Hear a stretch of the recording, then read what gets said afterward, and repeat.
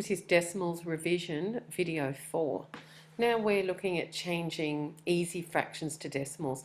What we mean by easy fractions are fractions with denominators that can be easily made into 10, 100 or 1,000.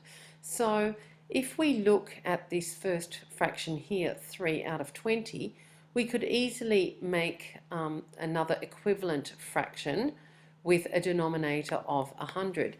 So to make a fraction with a denominator of 100, we'd have to multiply the denominator, which is the bottom of the fraction, and the numerator, which is the top of the fraction, by 5. So we'd multiply the top and the bottom of the fraction by 5. And if we do that, so we're going to multiply it, so I'll just write the fraction out again. 3 out of 20, we're going to times the top and the bottom by 5, and we will get 3 times 5 is 15 on the top, and 20 times 5 is 20 on the denominator. So we know that 15 over 100, or 15 hundredths, is written as 0.15, because what we do, we write the number 15 and we make sure that the decimal point is put where we end up having a hundredths column in our decimal, because we've got 15 hundredths. So if we look at our decimal, there's my decimal point. I've got the tenths place and the hundredths place. So this is 15 hundredths. Okay, in the second example here, 1 over 5. What we want to do here is maybe write that fraction as a fraction over 10 or a fraction over 100. Now it would be easy to change that to a fraction over 10, because 5 times 2 is 10, and we can just multiply the top. 1 times 2 is 2. So I'll write the question out again. 1 over 5, we times the top and the bottom of the fraction by 2, and we will end up with 2 tenths. That means we have a 2 in the tenths column. So that would be 0.2. Remember, 2 tenths is a decimal, so I have to put 0 point, my decimal point, and my decimal bit goes after there. And here I've got a 2 in the tenths column. Okay, you might want to try and have a turn with these two over here. Just a little hint for this one. You want to turn this fraction into a denominator of 100, and 25 times something equals 100. So I'll give you a hint, it's 25 times 4, so you need to multiply the top and the bottom of the fraction by 4. Just give that a try. Okay, so you'll write out the fraction again, multiply the top and the bottom by 4, and 3 times 4 on the numerator is 12, and 25 times 4 on the denominator is 100. So this is 12 hundredths. So we write the 12 out, and then we put the decimal point. Remember, this 12 hundredths, so it all goes after the decimal point, and we need to make sure we've got a hundredths place in our decimal, and that's my tenths place and my hundredths place. The other way you can look at it is 100 has 2 zeros, so I have to have 2 digits or 2 numbers after the decimal point. Try the last one there, which is 3/4. Try and change that into a decimal. Okay, you should remember that 3/4 is one of our special fractions. Now 3/4 is obviously more than a half, and 3/4, a half is 50%, so 3/4 is 75%. So if you can remember that 3/4 is 75%, and 75% means 75 over 100, you could do that. Now, the way we do get this 75 over 100, we take the 3/4 and we say, how do we change the 4 into 100? We times both the numerator and the denominator by 25, and we'll get 75 over 100. But you should recognize that 3/4 is one of your special fractions, and that it equals 75%, or 75 over 100. And to write 75 over 100, it's 0.75.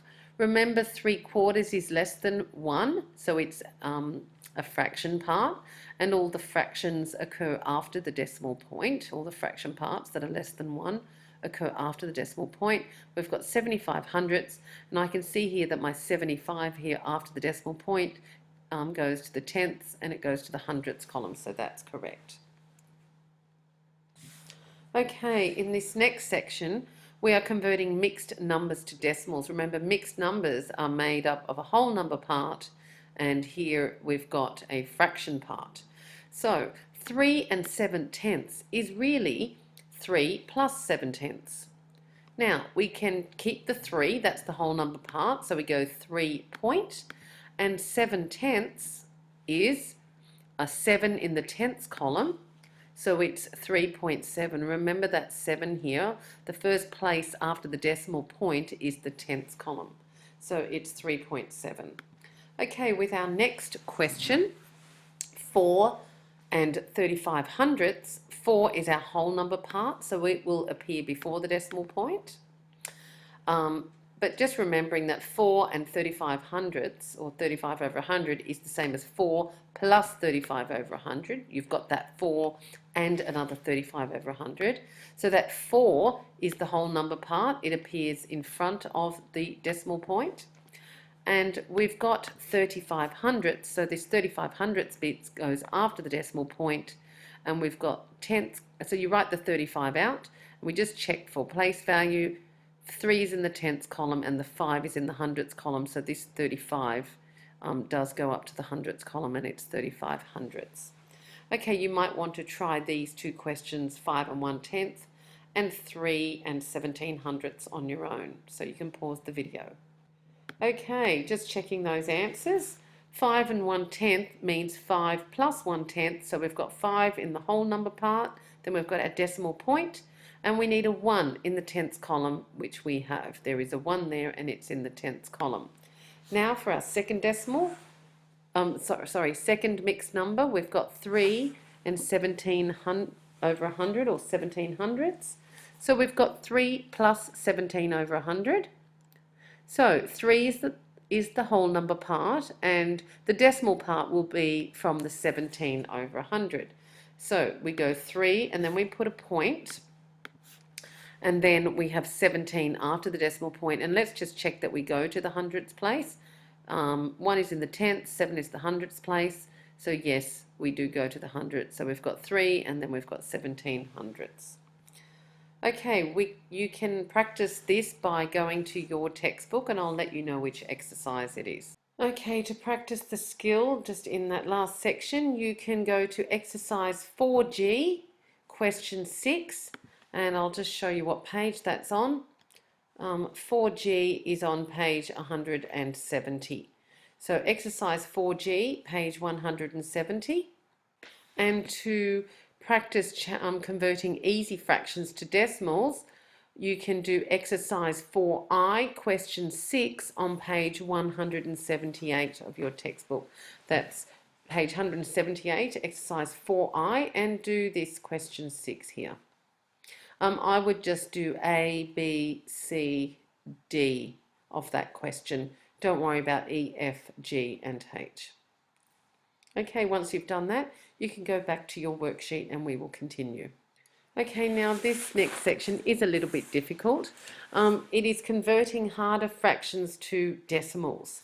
Now, when we look at the question 5 over 8, or the fraction 5 over 8, it really means 5 divided by 8, or 8 into 5. Now, because 8 does not go into 5, what you need to do over here, you need to go 8, do that symbol, that divisor symbol, into 5, and then you need to go 0.000, and then you start to divide. So we go 8 into 5, does not go, so we put a 0, and then we put this point, and then you'll carry a remainder 5 just there. We say 8 into 50, 6 8s are 48, so we put the 6 up there, remainder 2, so I put another little 2 just in there. 8 into 20 goes twice, because 8 times 2 is 16, remainder 4, so there's a little 4 here, and 8 into 40 is 5. And that's the division. Now, you might find that a little bit tricky, and if you do, what you can just do is get your calculator out and go 5 divided by 8, and you will get 0.625.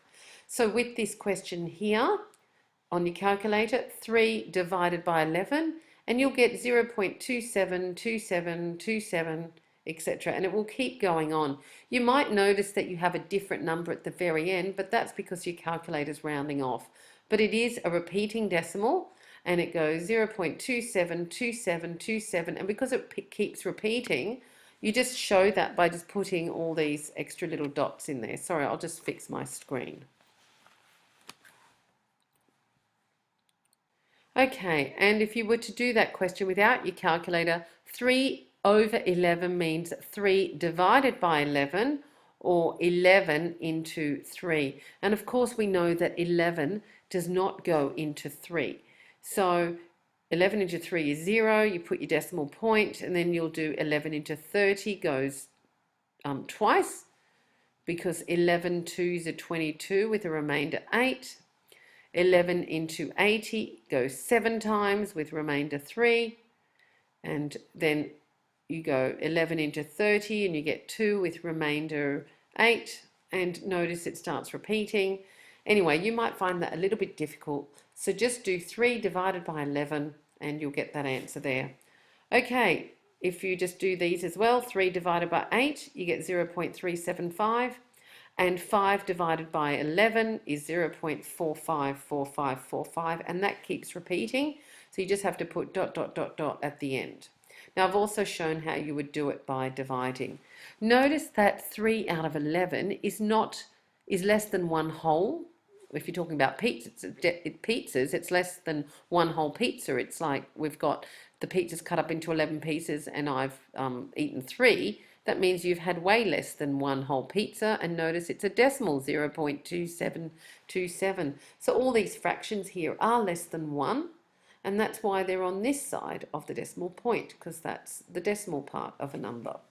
Okay, I'll just direct you to your textbook to practice this type of question. Okay, if you can go back to page 178 of your textbook, exercise 4I, and you can do question 7. Now, you can do this using your calculator, or if you find the division not too difficult, you can do it by dividing. Okay, when you're finished, please go back to your booklet.